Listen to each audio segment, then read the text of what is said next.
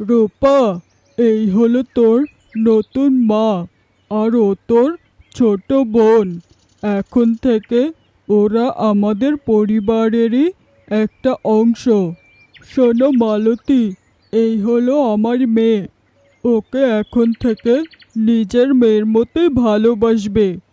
মেয়েটা আমার জন্মের পরেই ওর মাকে হারিয়েছে। তারপর থেকে আমি ওকে অনেক কষ্টে বড় করেছি। তুমি ওকে কখনো কষ্ট দিও না। ওকে নিজের মেয়ের মতোই দেখবে আর ভালোবাসবে। রূপা এখন থেকে শুধু তোমার একার মেয়ে না, ও এখন থেকে আমারও মেয়ে। আমি এখন থেকে ওকে নিজের মেয়ের মতোই ভালোবাসবো আর যত্ন করব। সত্যি বাবা, আমি আজকে অনেক খুশি, কারণ আজকে অনেক বছর পরে আমি কাউকে মা বলে ডাকতে পারবো। আজকে আমার মায়ের অভাবটা পূরণ হলো। যত খুশি মা ডেকে নে, কদিন যাক, তারপরই তোকে মজা দেখাচ্ছি। রূপা, কোথায় গেলি রে মা? একটু খাবার নিয়ে আয়, আমাকে যে আবার কাজে যেতে হবে। আরে বাবা, তুমি এসে গেছো? একটু বসো, আমি এক্ষুনি তোমার জন্য খাবার নিয়ে আসছি। ঠিক আছে মা, তুই যা, আমি বসছি।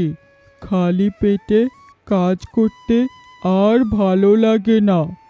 এই নাও বাবা, তোমার খাবার। তুমি খেয়ে নাও বাবা, আর কিছু লাগলে আমাকে বলো। আমি যাচ্ছি, আমার কাজ আছে। এখন আবার কোথায় যাচ্ছিস রে মা? বস এখানে, তোর সাথে তো কথাই বলতে পারি না। ঠিক আছে বাবা, বসছি। তুমি বলো, কি বলবে? মারে, তোকে আমি যত দেখি ততই আমার বুকটা ভার হয়ে যায়। তোর নতুন মা আর তোর বোন তোকে যে কতটা কষ্ট দেয় তা আমি বুঝি, কিন্তু আমি কি করব রে মা? আমি তো ওদের সাথে কিছু বলতেই পারি না। আমাকে চুপচাপই এসব সহ্য করতে হয়। বাবা, থাক না এসব কথা। আমার কোনো কষ্ট হয় না। আমার জীবনটা যেমন চলছে, ভালোই চলছে। মারে, আমি তো ভেবেছিলাম তোকে মায়ের ভালোবাসা থেকে বঞ্চিত করব না, তাই আবার একটা বিয়ে করেছিলাম। ভেবেছিলাম একটা মেয়ের মা থাকলে সবই ঠিকঠাক হবে, কিন্তু যাকে আমি এনেছি সে তো তোকে নিজের মেয়ের মতোই দেখতে পারল না। সে তো শুধু তার নিজের মেয়ের কথাই ভেবেছে। তোকে যেন ঘরের কেউ বলে মনেই করে না। ওরা যে তোকে এত কষ্ট দিবে আমি তা কখনোই ভাবিনি রে মা। আগে যদি বুঝতাম তাহলে তাকে কখনোই এই বাড়িতে আমি আনতাম না। বাবা, তোমায় আর কি বলবো। মা মারা যাওয়ার পরে নতুন একটা মা পেয়েছিলাম। ভেবেছিলাম সে আমায় অনেক ভালোবাসবে, কিন্তু এখন তো দেখছি আমি তাকে নিজের মায়ের মতো মনে করলেও সে আমাকে নিজের মেয়ের মতো মনে করে না। এই দেখো না বাবা, মা দীপাকে কত ভালোবাসে, আর আমায় ভালোই বাসে না, কারণ আমি তো তার নিজের মেয়ে না। মারে, তুই এমন করে বলিস না। তোর এমন কথা শুনলে আমার বুকটা চেপে ধরে, কিন্তু আমি কি করব বল? তুমি আর কি করবে বাবা, তোমার নিজের শরীরটাই তো ভালো না। তার উপর নতুন মা তোমাকেও ভালো থাকতে দেয় না। তবুও বলি বাবা, আমি চাই ওরা ভালো থাকুক।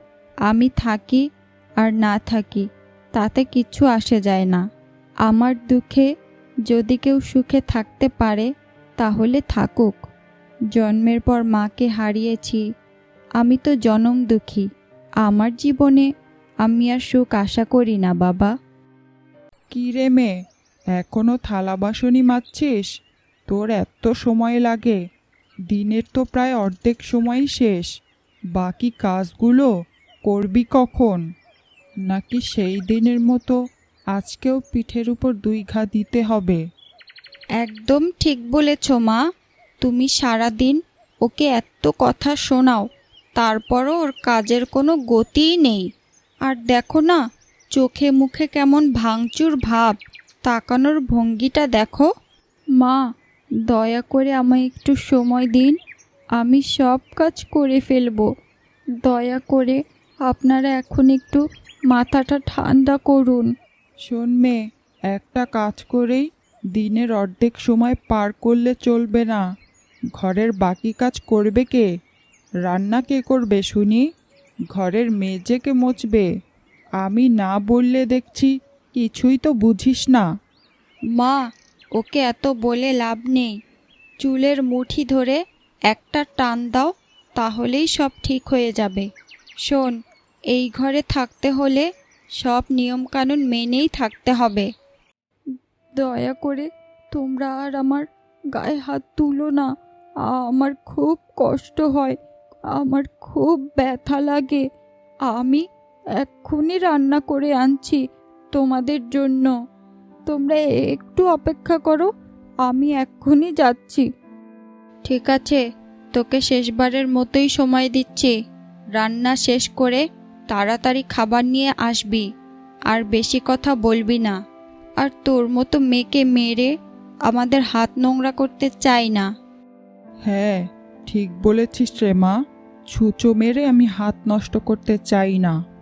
অপয়া মেয়ে একটা, জন্মের পরে মাকে খেয়ে বসে আছে, আর এখন আমাদেরকে জ্বালিয়ে পুড়িয়ে মারছে। দেখো, তোমরা আমাকে যা খুশি তাই বলো, আমি সহ্য করে নিব। কিন্তু আমার মরা মা কী দোষ করেছিল?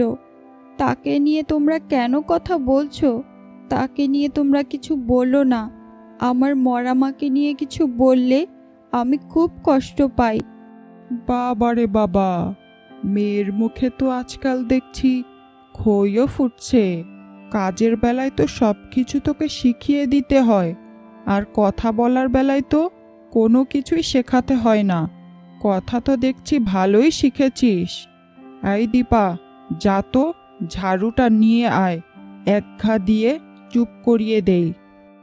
না, না মা, দয়া করুন, আমি আর কিছু বলবো না। আমি আর কোনো দিনও কোনো কিছুরই জবাব দিব না। আমাকে দয়া করে মারবেন না। রূপা, তুই আজকাল খুবই চুপচাপ হয়ে গেছিস। তোর চোখের দিকে তাকালেই বুঝি তোর মনটা ভেঙে আছে। কিসের এত কষ্ট বল আমায় মা। বাবা, সব কষ্টই কি বলা যায়? কিছু কষ্ট তো মনের ভেতরেই জমা থাকে, কেউ বোঝে না। এইভাবে বলিস না রে মা, আমি তো তোর বাবা। কি হয়েছে তোর? কিসের এত কষ্ট আমাকে বল মা। বাবা, আমার মনে তো শুধু একটাই কষ্ট। জন্মের পর মাকে হারিয়েছি। জানো বাবা, মাঝে মাঝে ভাবি আমার মা যদি থাকতো, তাহলে হয়তো এই সংসারটা আর এমন হতো না। আজও যখন মা বলে ডাকতে ইচ্ছে করে, তখন বুকের ভেতরে যেন শূন্যতা বাজে। কেন এত তাড়াতাড়ি মা আমায় ছেড়ে গেল? জানি রে মা, সব জানি, কিন্তু আমি যে নিরুপায়, কিছুই করতে পারি না। আর এই অপারগতা আর এই ব্যর্থতা আমায় রাতে ঘুমাতে দেয় না। বাবা, তুমি এইভাবে বলো না, আর তুমি কষ্ট পেও না বাবা। আমি জানি তুমি তো আমার ভালোর জন্যই আমাকে নতুন মা এনে দিয়েছিলে, কিন্তু সেই মা তো আমায় আপন করে নিতে পারলো না। সবই আমার কপাল। আমার দরকার নেই কারোর ভালোবাসার। আমি শুধু চাই তুমি ভালো থাকো, সুস্থ থাকো। মায়ের ভালোবাসার আর কোনো দরকার নেই আমার। তুমি ভালোবাসলেই হবে। মারে, আমি আর তোকে এই অশান্তির মধ্যে দেখতে পাচ্ছি না, তাই আমি একটা সিদ্ধান্ত নিয়েছি। তুই আর এই অশান্তির মধ্যে থাকবি না। আমি তোকে আমার বন্ধুর ছেলের সঙ্গে বিয়ে দিতে চাই। তোকে বিয়ে দিয়ে এই যন্ত্রণা থেকে তোকে মুক্ত করতে চাই মা। না বাবা, আমি এখন বিয়ে করতে চাই না। আমি যদি এখন এখান থেকে চলে যাই তাহলে তোমার খেয়াল কে রাখবে? তোমার তো অনেক কষ্ট হয়ে যাবে। মারে, আমাকে নিয়ে আর ভাবিস না। আমি আর কদিনই বা বাঁচব। তবে মরে যাওয়ার আগে তোকে একটা ভালো ঘরে বিয়ে দিতে চাই। তোর এই কষ্ট আমার আর সহ্য হচ্ছে না রে মা। আমার বন্ধুর ছেলে খুবই ভালো, ওদের পরিবারটাও অনেক ভালো। আমি ওখানেই তোকে বিয়ে দিতে চাই। তুই আর আপত্তি করিস না রে মা। তোর বাবার শেষ কথা এটা, রাখিস মা। ঠিক আছে বাবা, তুমি যেটা ভালো মনে করো সেটাই হোক। শোনো, আমার মেয়ে রূপাকে নিয়ে তোমার অনেক অশান্তি, তাই না? তাই আমি একটা সিদ্ধান্ত নিয়েছি। আমার মেয়ে রূপাকে আমি বিয়ে দিয়ে দেব। কি, ওই হতভাগীকে বিয়ে দেবে? যাক, এতদিনে একটা ভালো সিদ্ধান্ত নিলে। এত বছর পর তোমার ঘরে এসে একটা সুখবর পেলাম। ছি ছি, তোমার মতো নিষ্ঠুর মানুষ আমি এই জীবনে আর একটাও দেখিনি। বিয়ের সময় তো তুমি বলেছিলে আমার মেয়েকে তোমার নিজের মেয়ের মতো ভালোবাসবে, আর এখন দেখছি সবই উল্টো। আমারই ভুল হয়েছে তোমাকে বিয়ে করে। সে তুমি আমায় নিষ্ঠুর বলো আর যাই বলো, ও কি আমার নিজের মেয়ে নাকি যে ওকে নিজের মেয়ের মতো ভালোবাসবো? সৎমা তো সৎমাই হয়, বুঝলে? তা সেই হতভাগীকে কোথায় বিয়ে দেবে শুনি? আমার বন্ধুর ছেলের সাথে। কি, তোমার সেই বড়লোক বন্ধুর ছেলের সঙ্গে বিয়ে দেবে? হ্যাঁ। না, এই বিয়ে হবে না। আমার মেয়ে দীপা তোমার বন্ধুর ছেলেকে পছন্দ করে, আর আমিও মনে মনে ঠিক করে রেখেছি আমার মেয়েকেই আমি সেই বড়লোক বাড়িতে বিয়ে দেব। শোনো, তুমি যা ভাবছো তা কখনোই হবে না। এতটা নিষ্ঠুর আর লোভী হইও না। আর আমার বন্ধুর ছেলে ও তার পরিবার রূপাকেই পছন্দ করেছে, আর ওর সাথেই তাদের ছেলের বিয়ে দিতে চায়। তাই এ নিয়ে আর কোনো কথা বলার দরকার নেই। আমিও দেখব এই বিয়ে কিভাবে হয়। মা, আজকে কি রান্না করব? আরে রূপা, শোন মা, তোকে এখন থেকে কোনো কাজই করতে হবে না। যা কাজ আছে আমি আর তোর বোন মিলেই করব। তুই এখন থেকে শুধু বিশ্রাম নিবি রে মা। কেন মা? প্রতিদিন তো আমিই ঘরের সব কাজ করি, তাহলে এখন কেন হঠাৎ করে বিশ্রাম নেব? এই দেখো, বোকা মেয়ের কথা। আরে, আর কদিন পরেই তো তোর বিয়ে, আর এখন যদি তুই এত কাজ করিস তাহলে তো তোর এই চাঁদের মতো মুখটি নষ্ট হয়ে যাবে। তাই এখন থেকে তুই শুধু বিশ্রাম নিবি।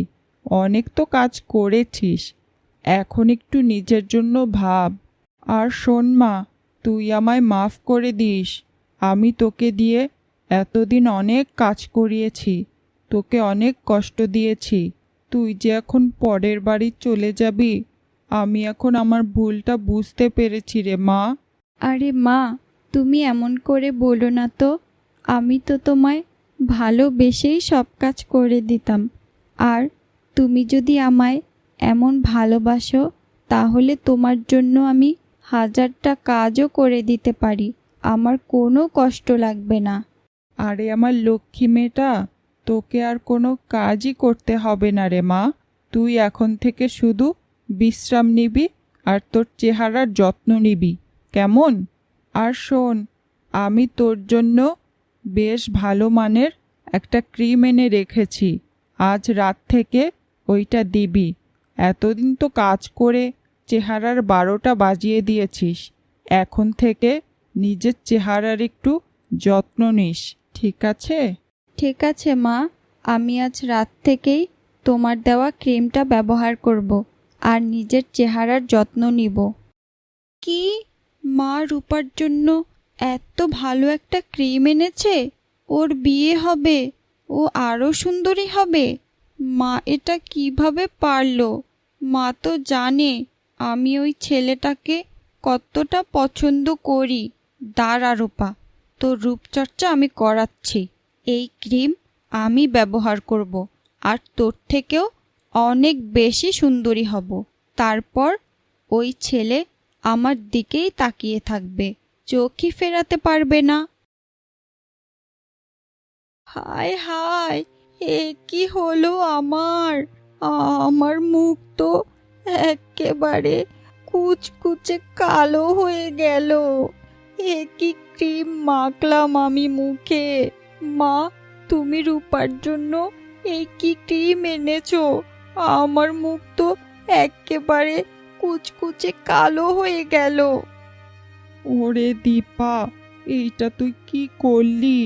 এইটা তো আমি রূপার জন্য এনেছিলাম, এইটা তুই কেন মাখলি?